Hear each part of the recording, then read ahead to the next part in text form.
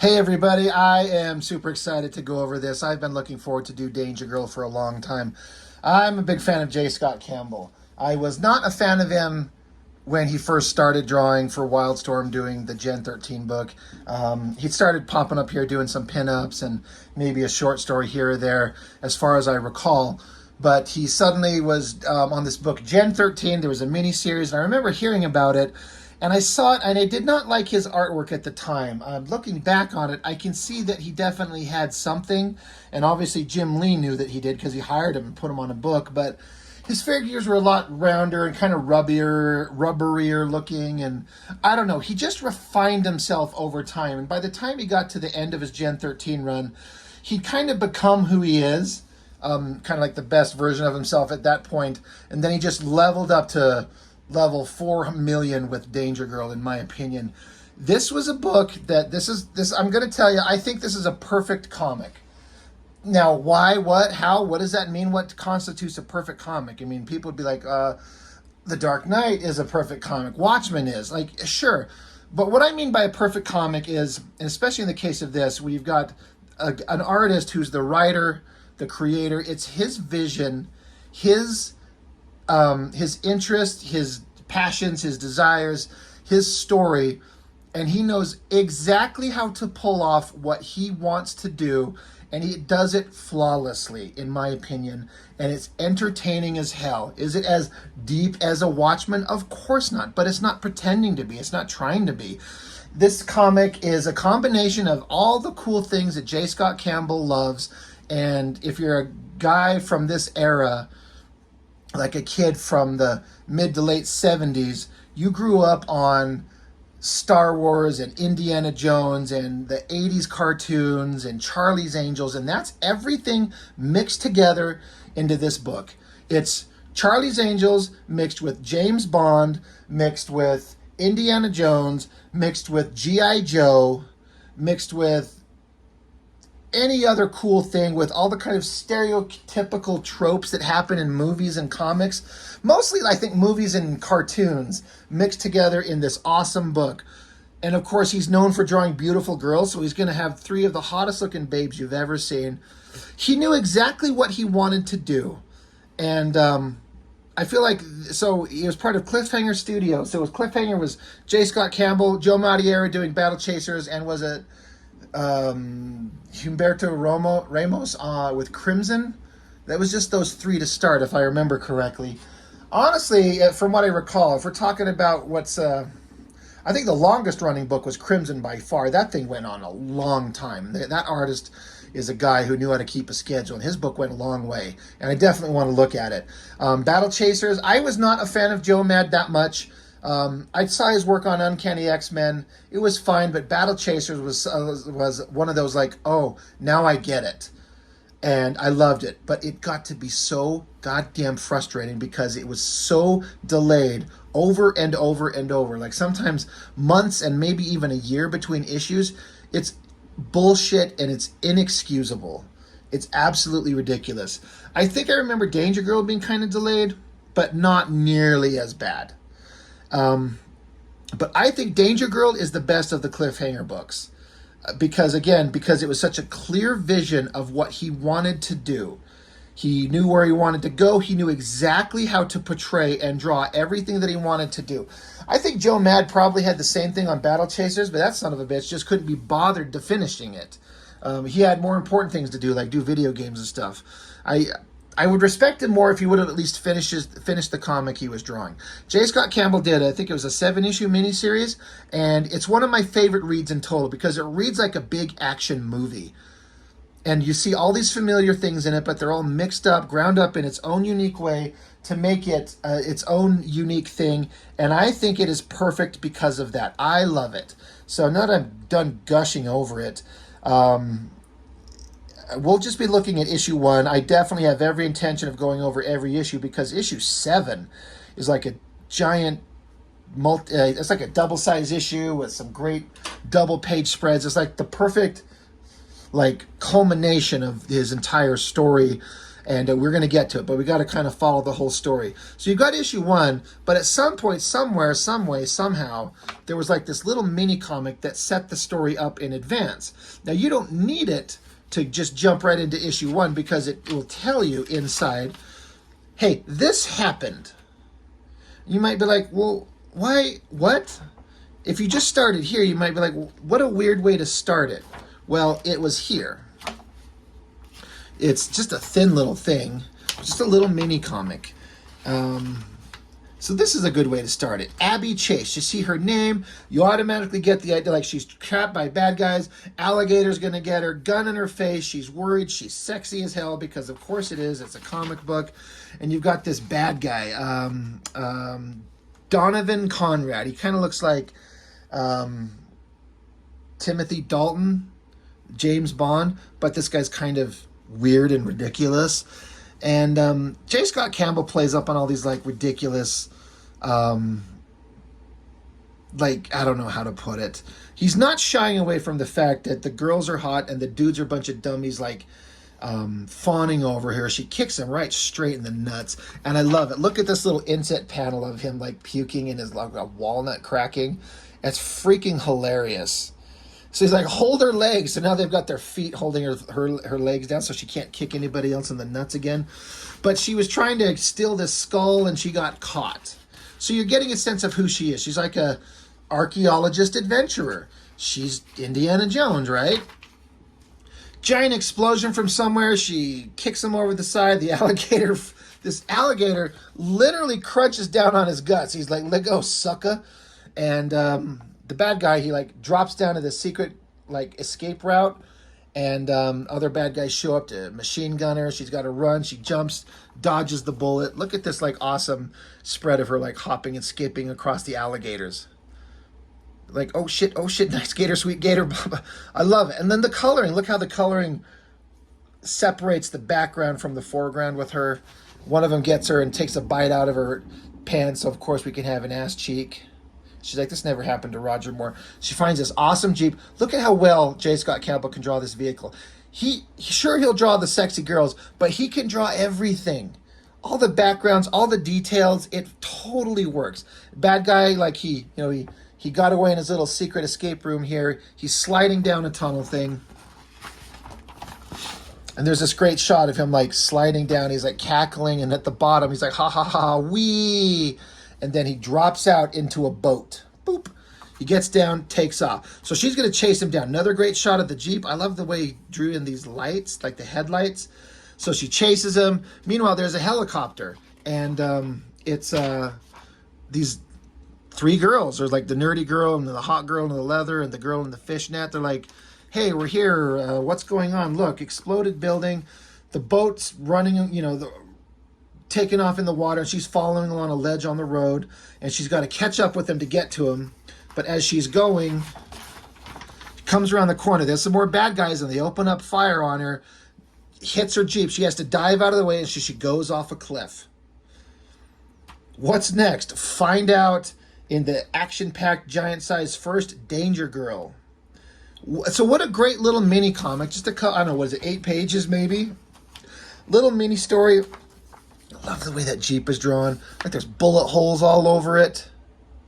She's freaking out. There's gear flying out of the back of it. Like details to make it look like a believable world.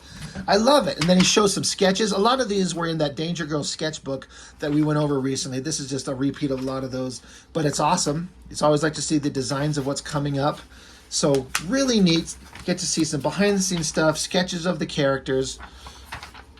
And then the creators, so it's J. Scott Campbell and Andy Hartnell are the ones who write the story. They're talking about what this is and what their inspirations are for what they're doing. And then this great little thing right here on the inside back, this is freaking fantastic. It's like a little like movie trailer kind of thing in a way. I don't know how else to describe it. But Danger Girl is loaded with girls, and then there's just a sexy shot of them. But not just any girls. These foxes are international spies. and they're packing heat, showing a gun, tons of turbocharged action, a shot of them in a car chase, nail-biting suspense. There's this bomb about to go off. She's got to snap the wire. Don't worry, ladies, we don't forget about you. Danger Girl also has romance, but not too much, guys, so she decks them. There's an array of evil villains, even a few laughs, and it's all united into one great story, so there's like a picture like a script. We even asked these real cartoon kids what they think of Danger Girl. They're like, totally awesome. Like, right on, homies. I wonder if this is supposed to be like Jim Lee and maybe J. Scott Campbell and some other guy. I wonder if these like kid versions of them or something like that. And then it says, each thrill-packed issue includes the ironclad Danger Girl guarantee. And look at that, how he put that on the bottom of her foot. Guarantee as she's kicking forward. That is hilarious. There's so much like whimsical creativity in this. I love it so much. Guaranteed on time, guaranteed kick ass. They did one of those. Guaranteed kick ass for sure. It was not on time. So I love this little 2-page spread to sell the comic. It's got a sense of humor. It knows that it's not taking itself too seriously. It's about having a good time. Sexy girls, awesome action, car chases, suspense, villains, romance, danger, girls. I'm on board. Like, I'm sold. I can't wait to read more. And so the first book, and I'm going to move this out of the way. I've got this thing. I picked this up. It was 20 years on. It's like a special issue. What a great cover. But what this is it's a reprint of issue 1. But the opening parts of it, because it's pretty thick. This thing was only $10, honestly, so it's actually not too bad. But the opening of it, it's just really well done.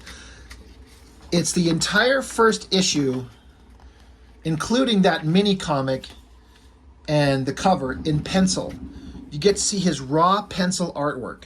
And this stuff is so inspiring. If I were to see this as a kid when I was trying to learn how to draw, I might have had to quit, because when you just see the raw pencil form of how well he can actually draw all this stuff, I don't know if how do you know how to do this stuff?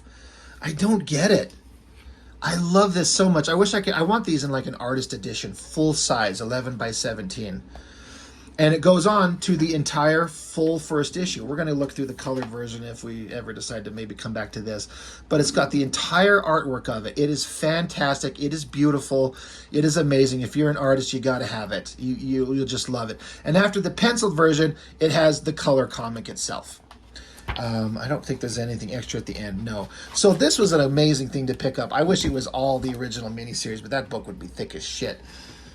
But let's just get into the book. We ended with Danger Girl, you know. It gave the quick recap of what happened in that little mini comic. Then you've got this handler guy, I don't know, this guy that's like a character that'll show up and be part of the team. But cut to, there she is, diving just like where we left her off, and she's got this look of like, oh shit. I love how the Jeep is, like I was saying before, there's bullet holes all over it, so it's falling and she has to dive out of it. Even little bits of detail, I don't know if he decided this or the colors did, but like one headlight on, like the other one got shot out. She dives out, it splashes into the water, the bad guy is getting away, and he's like cackling, ha ha ha, the boat just taking off.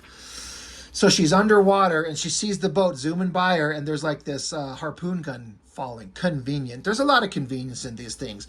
Also convenient is the fact that she's wearing a little tiny shirt, and her boobies are flopping out, and it's really pretty freaking sexy. He knows how to sell a book. But she grabs the harpoon gun, and he accidentally bumps his boat into her Jeep, but the boat's passing by. She shoots the harpoon gun into it, snags on, and gets pulled out of the water. Meanwhile, the other girls who showed up on the scene in the helicopter, they're like, well, whoever this new girl is, we're supposed to be tracking down and finding. She's created a hell of a mess. There's fire going on. Meanwhile, stupid Donovan Conrad is just talking to himself because he's out of his mind. He doesn't notice that Danger Girl, Abby Chase, has snuck up on the boat, smacks him, and then as they're zipping along, there's some random dudes. It's like, Katanga Bay is finally mine. Blow her out of the water. And then you see like a little circle inset highlighting that he's got this minigun. I love this down angle shot right here. It's like you can see the boat zipping along fast. Here's the other boat where these guys are. But there's like a convenient off ramp, basically, right? So they unload on her, start shooting at her. She's like, shit. So she sees the way to go the other direction. So she cranks on the wheel, whips around, ramps it off. Great action. Like, it's all just moving and flowing. I remember watching Cartoonist Kayfabe guys. They went over this and they're talking about how they thought the action didn't flow, like the boat coming this way, but then the boat going that way. I get their point, but I gotta be honest, having read it, it never once read unclearly to me. Now, could it be done better and work better? But sure, but it read fine to me. I never was like, what? What happened? So the boat crashes down, and this new other bad guy is like, let her go, edit down dead man's boss, she's done for. Anyway, the boat splashed down, and she kind of got knocked out of her seat, and stupid bad guy, he kind of wakes up. She's like, oh, dude, you got to get up. Like, we're taking on water. We're sinking. He's like, I wouldn't worry, Abby. Your natural buoyancy should save us. So she smacks him on the face with the fish because he's talking about her boobs. The motor's running, but it stops up in the ground. They're swept up in the current. She's like, oh, shit. She's trying to start the motor. It won't turn on. Bad guy. She turned her back on him, trying to save their lives, but she throws her down. He's got a gun on her, and he's like cackling, being stupid. But then she's like, you should look behind you. He's like, I'm not that stupid. Boom. Kick to the face. He's got a toupee. That's a funny little thing. I like these little circle insets again. And she's like, what? Who? What? Who just showed up and saved her? Whose foot is that? There's this super hot babe hanging from the ladder of the helicopter. He's like, grab hold. We got to get out of here. She's like, I don't know. She's like, trust me. There's no time to think about it. She's like, shit. So she grabs that skull thing, jumps on there, and there's this funny little scene where he's like kind of knocked senseless. You can see these funny little symbols to show like he's knocked senseless. And one of them is a little cartoony Abby running around. That's funny. He flops his toupee back on his face, and he's like, oh, fuck. And as he falls, like, the boat goes off the waterfall. Great shot of her hanging down from the ladder. And we got her. Let's get going. Mission accomplished. And then this starts out like a perfect James Bond movie. You can just see, like, this is the opening action scene. The helicopter takes off. You can just hear it, like, fly by. Explosion in the background, and it just says Cliffhanger Presents. Like, it is perfect. It is the best way of getting a cinematic kind of experience in a comic book. It's not doing this typical comic book tropes. It's intentionally trying to do like a movie type thing with the movement, the explosions. Cliffhanger Presents, and of course the double splash title page. Very James Bond. Sexy girls, mostly naked, showing all the creators involved, the big title, and just J. Scott Campbell just doing what he does best, drawing hot girls. I've always loved, for as much as I love all the figures, the things I like the most are this girl's kind of upper body and arms. I love all that, but this face. Drawing a woman's profile and getting it right is difficult. The eyes, the nose, the underlighting on it with this shadow here, the lips. While I'm thinking about it, I want to bust out the penciled version of that and just kind of do a side-by-side comparison, just because. Looks just fantastic. Look at that double page spread. He's got kind of the Danger Girl logo penciled in. I wonder if they just, with a computer, put the names of everybody in there. It looks like they must have done something like that. But what a great double page spread. It's just fantastic. I love it, and that face looks great. So, not too far into the comic, and you get an idea of exactly what we're talking about here. Exactly what this is going to be. Throw in a double page spread ad for Battle Chasers. Again, I wasn't a huge fan of them, but this was like, I think you got me. I think I'm picking that shit up. And I did. So, now we're back into like, with the Danger Girls. It's like this organization that already exists, and they basically picked up this Abby Chase. And so we get to be introduced to the girls. Like, this one nerdy girl's watching a show, and of course this girl uses her whip to change the channel, and so they're having a little like ridiculous squabble. There's Abby. Like, they obviously just barely got here, and they're kind of waiting for a moment to kind of figure out their next move. But they're yelling at each other, having a little fight. Abby's like, oh my God, what a fight. And while they're fighting, boom, a knife stabs into the ground. Hot Natalia girl. She's like, hey, shut up. Anyway, Abby's like, I need to get going. I thanks for helping me, but it's time for me to go. Look at his like expressiveness going on here. He's so good at it. Like the pose, the look on her face, fumbling with her knife, the screamy faces. It's just so good. But then you got Deuce dropping a deuce here, and this is totally Sean Connery from Medicine Man. If you've seen that movie, this is 100% who he is. That's Sean Connery, and we're not hiding it, and we don't need to hide it. So he introduces himself, who he is, what they are. Hey, these are the girls. Welcome to Operation Danger Girl. He's like a top secret covert combat force. Danger Girl consists of the best female operatives in the world. We're spies. So he's like, she's like, do you want to explain this? He's like, sure. In the early 60s, I was an MI6 agent on Her Majesty's Secret Service. So like James Bond, he's like, in a manner of speaking. But obviously, it's a look at this great like James Bond shit right there. He's trapped. There's like molten lava at his head, a swinging blade at his guts, a laser going to split him from nuts to neck. It's just hilarious. He was James Bond. We're not hiding it. That is totally opposed from a Bond thing. And but now he's just an older man. It's just Sean Connery the way he was in this era. I love that idea. Why not? And now there's some evil organization out there called the Hammer. They're basically a bunch of Nazis. Look at these guys in step. It's awesome. Oh, geez, my middle page is falling out of this book. Oh, well. Anyway, let's introduce the Danger Girls. Natalia Castle, former Russian intelligence agent and personal combat trainer. Her knives with skill is unparalleled. Everything about that is cliche as shit, and I love it. Sydney Savage, the extraordinary special ops agent from the land down under. Her prowess with the bullwhip is as legendary and as her audacious sense of risk. So she kind of looks like Emma Peel, I think, from the Avengers, is what that kind of supposed to be. Silicon Valerie, a computer and communications genius. Her youth, unfortunately, puts her in a unique situation. Classified and top secret documents vie for priority over the latest issues of Barbarian Hunk Monthly and Video Game Weekly.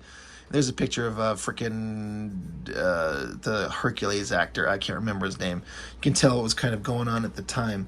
And I believe our team would be complemented by the addition of Abby Chase, a scholar whose expertise in ancient civilization and mystical artifacts would be invaluable to our cause. Though branded an outlaw in many corners of the globe, this champion marksman with a knack for languages is actually more of a modern-day Robin Hood. We're asking you, do you want to become a Danger Girl? So again, everything here is as cliche as you could find it, but it's just reveling in its ridiculousness and his beautiful artwork and like a new way of presenting this cliche material. And it's brilliant. I love it in every way possible. Oh yeah, there's the Humberto Ramos, Crimson. Is that did I refer to that correctly earlier? God, you got me wondering. That series went on for a while. I think it started out kind of boring, but my recollection is it got pretty damn good as it went along. Anyway, you can't have one of these J. Scott Campbell comics and have like a cheesecake hot girl fest without a girl just getting out of the shower, showing a little bit of skin, a little bit of hip, a lot of ass cheek. Pretty hot stuff. But they're talking about, do you think she should join the team? Blah, blah, blah. And Natalia's like, I have a bad feeling about our new friend. I don't trust her. So they're having a little debate. And she's like, well, she just better stay out of my way. And of course, Abby's hearing it around the corner. Kind of sad.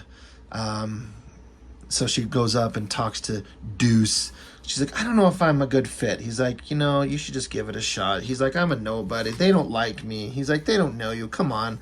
Give it a shot. This could work. She's like, all right, I'll give it a shot. He's like, great. So next day, all right, girls, we're going to go on a mission. We got to find a thing. We got to find a guy, a bad guy named The Peach. And they're going on site, so some exotic location, full of details, all kinds of cool shit going on. They're observing him from up high. Of course, she had to get in disguise, and the outfit's just a little bit too small, so it's got to be, got to have her ass hanging out, because of course it is. He's done these big head-to-toe shots of these girls, all of them in like one page each. Or not one, like they've all got their own kind of unique, awesome shot. Anyway, she's got to put this tracker olive near him so they can hear what he's saying. So she disguises herself as a waitress, shows up, and of course he smacks her right flat in the ass, and she's like, "Holy shit, I'm gonna bust you right in the chops." But they're like, "No, we got to complete the mission." So anyway, bad guy here. There's an informant on site, but bad guy just shoots him right in the brains. He's dead. Pretty bloody, pretty violent, and he's got his bad guys on site, so bullets are flying between these two vying teams of bad guys. And like, he's getting away. We got to chase him down. He's getting away in this big truck. So, of course, got her ass hanging out. So, boom, here comes Australian chick. Why? Sydney, of course. Shows up in the car, like, "Come on, get in. We got to go." And Abby's like, "Come on, I'm driving. I know how, I'm a better driver." So jump in the car. Car chases are hard. Cars are hard to draw, and car chases are hard to draw. It is a pain in the ass. But he pulls it off brilliantly. Love the car. Now, if you notice this big vehicle here, from what I remember in an interview, if I remember correctly, J. Scott Campbell said he took this truck straight from Raiders of the Lost Ark in that scene where they're Indy's like chasing all over it, beating all the bad guys out, being dragged from under it and behind it. He just took that truck and put it in here. I love it. Why not? Put in something that we know and we love. You could just hear the sound of it. You could hear the John Williams score, the Steven Spielberg directed awesome action movie, though I don't think Spielberg would do anything with like cheesecake hot girls like this, but that would be awesome. Anyway, I love this shot where it's like the car pulls up to the side like, "Hey, big guys," like, "Dude, look what I got out the window." He's like, "What?" And now there's only one of the girls. Boom, ha, she's right there, kicks him in the face, knocks him out. And so now she's driving the big truck. She grabs the wheel, shakes all the people from the back out of it. And so she, in her Porsche, she catches up with the car with the murdering bad guy in the back there. She just smashes into the back of him. So this is silly and fun. He's got, the bad guy's got this creepy henchman with him. So he's like, he sends him after her. This guy's like just a lunatic. He just, yeah. He's crazy. Jumps onto the window. It looks like he's licking the windshield. So he jumps in the car next to her, got a knife. She's like, "Oh, he's like, I need a lift." She's like, "Oh, no problem." Of course, there's awesome secret car weapon buttons. Ejector seat. She pushes the button. What I love about this that I've never seen done before is they're in a tunnel, but she ejector seats him out of the car into the ceiling of this tunnel. That would be a great scene in like a Mission Impossible or something like that. It's like boom, boom. And of course the truck is coming behind her that Sydney's driving and just runs over his ass, splat. So that guy's dead. Super funny.